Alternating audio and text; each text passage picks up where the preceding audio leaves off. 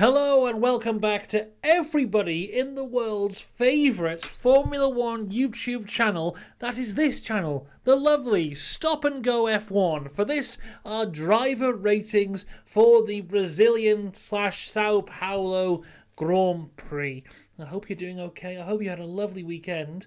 Let's get into this then. Firstly, like and subscribe and all that good stuff, because even though F1 is away this weekend, Stop and Go F1 is not. We'll have a video coming out this Friday, and also if there's any major news, we'll be covering all that on Saturday. So even with no F1, there's still loads of content here on the Stop and Go F1 channel. But let's get into the driver ratings for the final sprint race weekend of the year. And now, if you haven't seen our driver ratings before for the sprint race weekends, firstly, where have you been? Secondly, this is how it works. We'll give them two ratings. Firstly, a rating for how they did in the sprint. Secondly, a rating for how they did in the main feature race. We will then take an average of the two, but it is a weighted average with more weight towards the main race than the sprint. Then that number there is their overall rating for the weekend. So, with that being said, I'm going to set up our fancy, lovely visuals. There you go, look at that, fantastic stuff. There's little Diddy Logan Sargent down there, got the scores up on the side here, the scores on the doors. It's incredible technology, and some which I feel no other channel on YouTube could possibly do. Anyway, let's get on with this, because we start with Logan Sargent, of course, starting with the Williams team. Now, Logan had a bit of a mixed weekend. His sprint race was awful. He qualified dead last, 20th place. They put him on the medium tyres. That didn't work whatsoever. He was just out there completely by himself, doing nothing, and then finished dead last. So I gave him a 2 for the sprint race, because that just really was not good whatsoever. But then in the main race, he had a bit of a better one. He qualified 19th, finished the race in 11th, which is one of his highest finishing positions when two people haven't been disqualified. I think he did a pretty good job. Avoided the mess at the start, and then kind of just managed himself quite well, gained a few positions, so I gave him a 7 for the main race, which overall is an average of a 5. Across to Alexander Albon, though, and his sprint race was actually very good. He qualified 19th, which is actually quite low for him. You don't normally see him on the back row of the grid, despite being in the Williams. He would finish the race in 15th, so some good moves made by him, and I gave him a 7 out of 10. Then, of course, in the main race, it all went downhill very quickly. He qualified in 13th place and then wouldn't make it to the first corner. So overall, I just gave him a 5 for that, because I thought his qualifying was pretty decent, and who knows what he could have done in the race, so I just gave him a 5, which gives him an average of a 6. Across to AlphaTauri, and my God, what a turnaround AlphaTauri are having. Now, a few weeks ago, we reported in our news video about AlphaTauri and how they've been trying to go their own way, seeing how they can do it by themselves. They've realised that maybe it's not the best idea and are going more towards Red Bull. Sorry, I forgot to show Alex Albon. There he is. And now we're on Daniel Ricciardo. So yes, they're now kind of following Red Bull, and Red Bull are trying to help them as much as they possibly can. It was reported that would start next year, but it seems like it may have already begun this year, because in the last few races, the AlphaTauris have been something really quite special. So in the sprint race, for Ricciardo, it wasn't massively special. Qualified 8th, finished the race in 9th, so I just gave him a 6 for that. Then in the main race, he qualified 17th. Both AlphaTauris struggling for qualifying pace for the race. Then he also gets caught up in that stuff at the start. It seems like the rubber fell off Magnussen's tyre, got stuck under Hulkenberg's car, flew up in the air, and hit Daniel Ricciardo on the rear wing, which is... You couldn't do that again if you tried. If you got a load of stunt performers out there in the cars and said, right, do this, they couldn't do it. It's so more than a million shot of happening. So it looks like he's going to retire the car, but the red flag comes out. He's able to rejoin the race. And then there's something that happens that I take a big issue with. And that's at the red flag start, because he and Oscar Piastri were already a lap down, on the restart, they continue to be a lap down, which to me makes no sense whatsoever. If that is the rule, they need to change it, because it's a restart. You're restarting the race. If Ricciardo's a lap down, then everyone should still have the gaps they had at the start. Like, I think, let's say, when that red flag initially came out, I know it was a safety car, but let's say, hypothetically, Max is in the lead and Lando Norris is 5 seconds behind. Then, if Daniel Ricciardo has to stay 1 lap behind, Lando Norris should have to stay 5 seconds behind, not start alongside him. We're restarting the race, so being lapped shouldn't matter. Well, I don't know why it did, despite the fact that he was fighting for basically nothing all day. Ricciardo continued to have incredible pace. It's come out today that his pace that he had was in the top 5. So you had Verstappen, Norris, Alonso, Perez, Ricciardo. He was the 5th fastest person on the track yesterday. Also, if you look at it, when the race restarted, he was a lap down. It then changed the time. He was 1 minute 30 off the back of the last person. By the end of the race, he'd cut that down to about 20 seconds. He was incredible yesterday, and he'll get no recognition for it whatsoever, which is a huge shame. So we're going to give him some recognition here. I gave him an 8 out of 10 for the race yesterday because I thought he did fantastically. Overall, it is an average of a 7. Cross to his teammate now, Yuki Tsunoda. Yuki Tsunoda qualifies 6th, finished 6th in the sprint race, which is a fantastic result for him. AlphaTauri's first ever points in a sprint race. I gave him an 8 out of 10 for that. Then in the main race, he goes from 16th to 9th. Yet again, showing the fantastic pace that AlphaTauri has. So I gave him a 9 for that. So overall, a lovely 9 out of 10 for Yuki Tsunoda. Cross to Nico Hülkenberg now in the Haas. So in the main race, the Haas's both put on the medium tyres because we know that that car just sets tyres on fire, so they were never going to go for the softs. They went for the mediums. Nico Hülkenberg went from 12th to 18th in the sprint race. Then in the main race, he went from 11th to 12th, which sounds good, but he was the last of the cars that weren't a lap behind from the restarts. There wasn't really much he could do. I gave him a 5 for the sprint, 6 for the main race, 6 overall. Kevin Magnussen suffered a very similar fate in the sprint on the medium tyres. He qualified 11th, would end up 16th. I gave him a 5. Then in the main race, he would start 12th, and DNF caught up in that incident at the start. So I gave him another 5 for that. 5 overall for Magnussen. Now, here's someone I really want to talk about.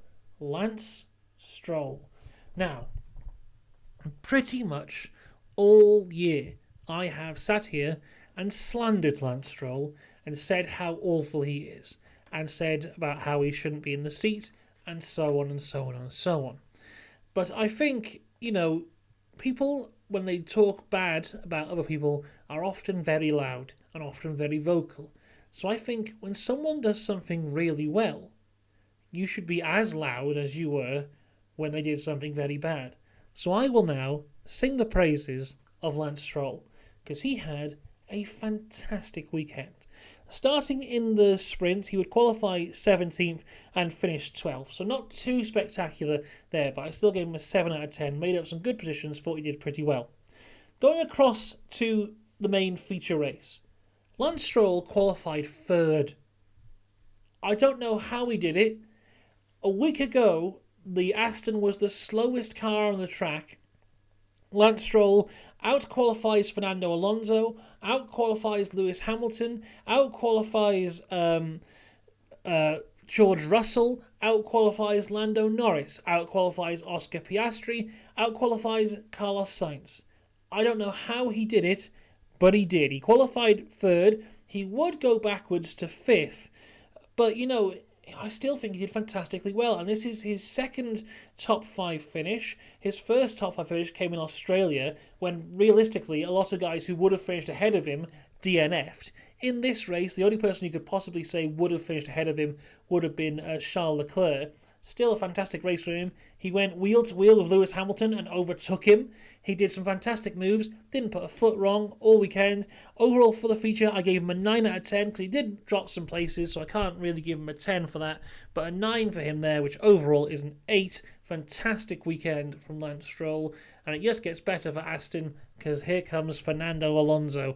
Fernando Alonso in the sprint went from 15th to 10th, so I gave him a 7 there. Then in the main race, he was absolutely fantastic. Qualified 4th, battled Perez to the end, finished back on the podium, his first podium since the Dutch Grand Prix, finishing in P3. I gave him a 10 out of 10 for the main race, which overall is a 9. A return to form for Aston, a return to form for Fernando Alonso. Let's see if this will continue in Las Vegas, because I have no idea what is going on with that Aston Martin. Zhou Guanyu now, and it was an awful weekend for Alfa Romeo. Zhou Guanyu in the sprint race, he goes from 18th to 17th, so I just gave him a 5 for that. No real big moves there. And then in the main race, he qualified dead last, and then halfway through the race, he just had to retire the car. I gave him a 2, because there was just nothing going on in that Alfa Romeo at all, which gives him an average of a 3 overall on the day. Cross to Valtteri Bottas now, and you know, the weird thing about Alfa Romeo is, I've said this over and over and over again, is they're entirely cursed to never appear on television unless they're retiring the car. And, you know, no matter what they do not get featured on the main broadcast feed. And, you know, most races, they start 17th, 18th, and will finish up like, you know, 10th, 11th, 12th, and they've had a good race, but no one knows what's gone on. This weekend, they both had bad races, and still no one knew what went on. In the sprint race, Bottas had a shocker from 14th to 19th place, only beating Logan Sargent, who started 20th on the mediums. So I gave Bottas a 3 for the sprint. Then in the main race, he would qualify 18th and not finish. I gave him a 4 for that. Average of 4 out of 10 for Bottas. One to forget for Alfa Romeo. Cross to McLaren now, and it's a mixed weekend for the McLaren boys. Oscar Piastri might be a little bit disappointed with how he performed this weekend. So in the sprint race, he would qualify 10th and finish 10th, so I gave him a 6 for that. Then in the main race, he would qualify 10th again due to him not really setting a time. McLaren left it far too late to let him to go set out a time, and then he would slide off the track in the rain. He was another one who got caught up in that incident. Kevin Magnussen just going into the back of his car, breaking his rear wing, and then he, like Ricciardo, was a lap down. I haven't really seen much about his pace this weekend, but he was basically on the back of Ricciardo for the entire race, despite them having him restart on the mediums. So overall for the race, I don't think he did as well as Ricciardo. So I gave Ricciardo an 8. I'm going to give Piastri a 7. So overall, it is a 7 out of 10, but possibly a weekend to forget for Oscar Piastri. It's not a weekend to forget, though, for his teammates, Lando Norris. He had a very good weekend. Lando, he qualified on pole for the sprint race and would end up in P2. I gave him a 10 out of 10 for that, though, because despite losing a position, he was never realistically going to beat Max here, especially with Max starting right alongside him. Then in the main race, he would qualify 6th and make up some great positions to finish P2. At one point, it looked like he was going to challenge Max Verstappen, but I think Max was just kind of biding his time, saw that he was maybe biding too much of his time, then put his foot down and ran away. But I did give Lando a 10 for the main race as well, which is an average of a 10 out of 10 for Lando Norris. Fantastic weekend for him. And speaking of fantastic weekends, Pierre Gasly has had a underrated banger this weekend. The sprint race, maybe not so much. Qualified 13th, finished 13th. Bang average race there. Gave him a 6. But in the main race, qualified 15th place, would finish up in 7th. A fantastic drive for Pierre Gasly, who I think has been fantastic pretty much all year. A lot of people expected him to kind of come into the Alpine this year and be a bit exposed. I saw a lot of people discussing about how Ocon would kind of push him aside, but I was not one of those people. If you go back to the start of the year, Not only did I predict that Gasly would beat Ocon in the standings this year, but I think my Alpine livery reveal video is basically just a big rant of me saying how much Pierre Gasly is better than Esteban Ocon, and he proved it yet again this weekend from 14th, not 14th, where is he? I've lost him on a piece of paper. From 15th to 7th, he gets a 10 out of 10 for that race. Fantastic job, Pierre Gasly. 9 out of 10 overall on average.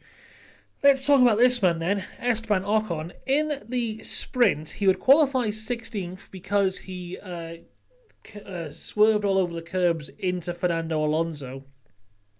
He would then make up some good positions though and get to 14th in the sprint. I still gave him a 5 for that though, because I think his qualifying antics were indefensible, and the fact that he tried to push that onto Alonso I thought was a bad look. So a 5 for me for the sprint.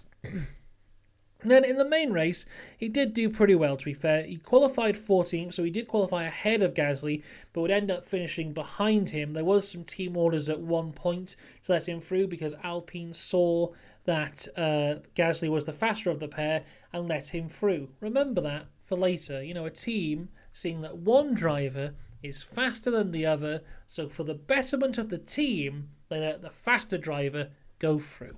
We'll just put that aside for a minute, but I have given Ocon an 8 out of 10 for that race. Fantastic stuff from him. Overall, it is a 7. Well, here we go. It's time to talk about Mercedes. George Russell, very good sprint race. Qualifies 4th, finishes 4th. 9 out of 10 for the sprint race for him there. With that car going as bad as we were led to believe this weekend, a 4th place in the sprint I think was very good for Russell. But in the main race, his team murdered him multiple times. He qualifies 8th, has a pretty good race, then finds himself behind Lewis Hamilton. He is the faster of the two Mercedes, so Mercedes tell him to stay exactly where he is and not move whatsoever. All the pace that he had was squandered, his tyres were burnt out in the dirty air, and he was fed to the cars behind him. They then pit. He's fast again. He then finds the back of Lewis Hamilton's car. He's the faster of the pair, so Mercedes tell him to stay exactly where he is. His pace is squandered, his tyres are burnt to death, and then he falls back behind the cars that are coming to chase them both. Then they have to just retire the car because his engine's about to blow up. This is the exact opposite of what Alpine did. You know, it's almost poetic, really, because, you know, in Alpine, you have Esteban Ocon, who has been in the team a long time. You know, he's seen as the leader of the Alpine team. You have Gasly, who's the newer guy, but the heads of Alpine, whoever they may be, because who knows who's in charge of that team, they see Gasly coming through, they see he's quicker, so they let him go through. You have Mercedes, Lewis Hamilton there, obviously been there a long time, obviously the leader of that team. Russell, he's the newer guy, he's coming through, he's faster than Lewis Hamilton. The team see that he's faster than Lewis Hamilton, and they tell him to do nothing. It was embarrassing for Mercedes this weekend. I gave Russell a 4 for the race because it wasn't really his fault, but it was an embarrassing result for everyone involved. So overall, it is a 5 out of 10 for George Russell. Across to Lewis Hamilton in the main race, in the sprint race, he would qualify 5th.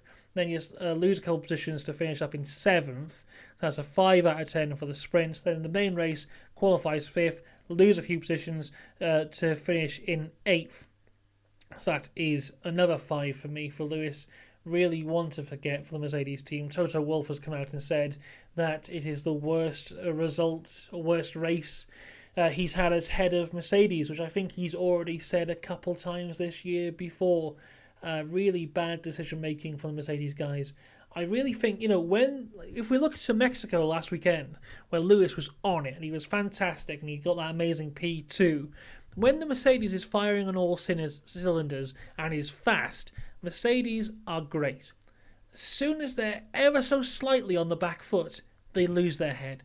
They haven't got a clue. And if you look even through when they were winning those titles, when it got a bit tough for them, they consistently didn't really know what to do. When everything's going well, Mercedes are a great team.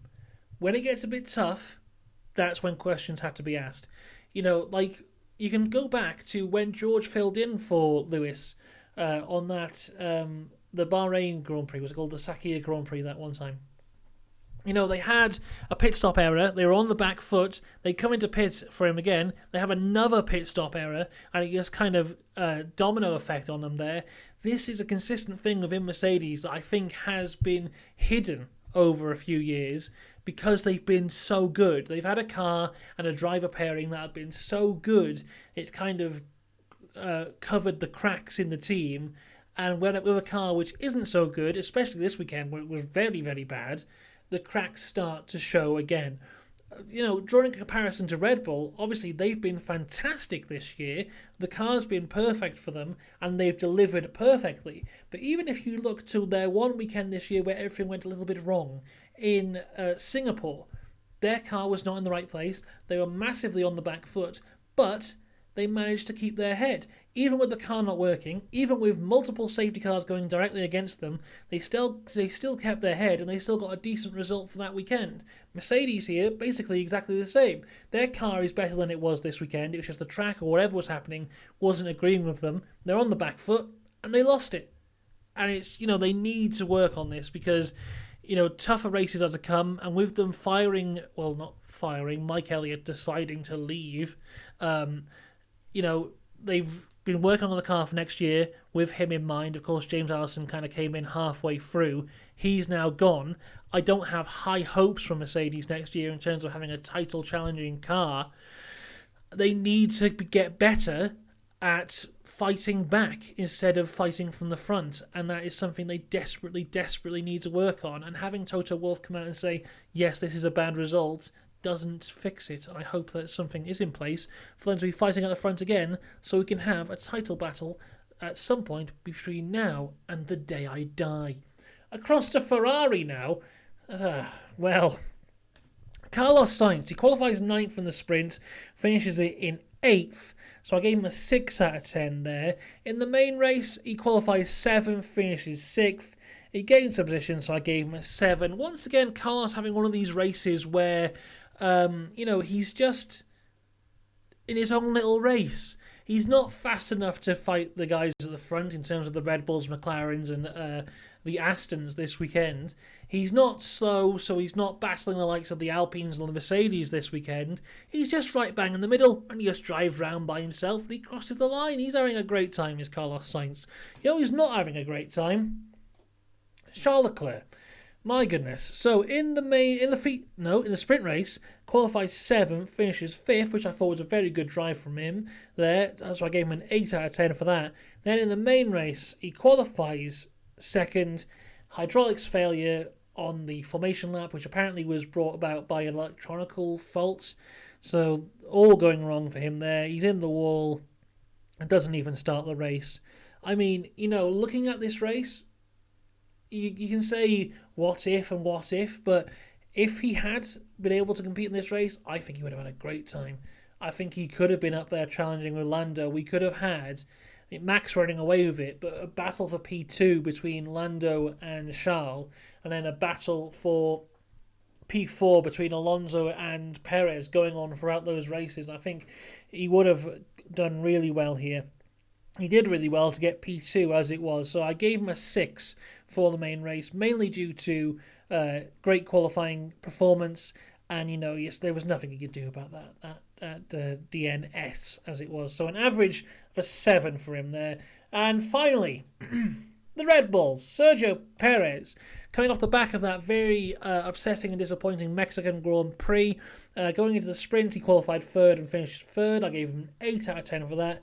Then I thought he had a very good performance in the feature race.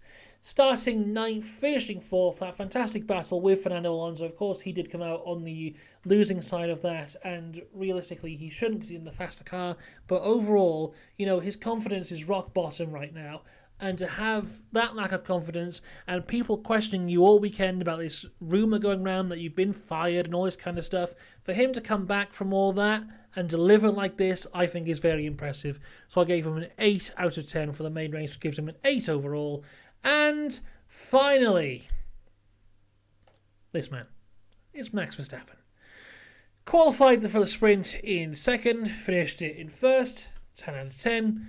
Qualified for the main race in first, finished it in first, 10 out of 10. Then gave us a lovely rendition of Tom Jones's The Green Green, Grass of Home. So overall, a 10 out of 10. Once again for Max Verstappen, unstoppable, utterly perfect. This weekend, the amount of wins he has now means that he has broken the all-time record for percentage amount of wins in a season, which is a record I believe has been in place since 1952. It has not been touched until now. Unbelievable. He now has more wins than Alain Prost. If he wins in Las Vegas, he will equal the wins of Sebastian Vettel. If he then goes on to win in Abu Dhabi, he will move above Sebastian Vettel and be third all-time by himself, only being beaten by Michael Schumacher on 91 wins and Lewis Hamilton, who is on 103. Is it 103? I think it's 103.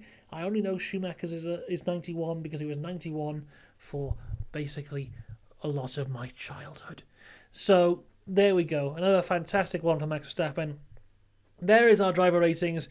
Driver of the weekend will go for either Max or Lando. Take your pick.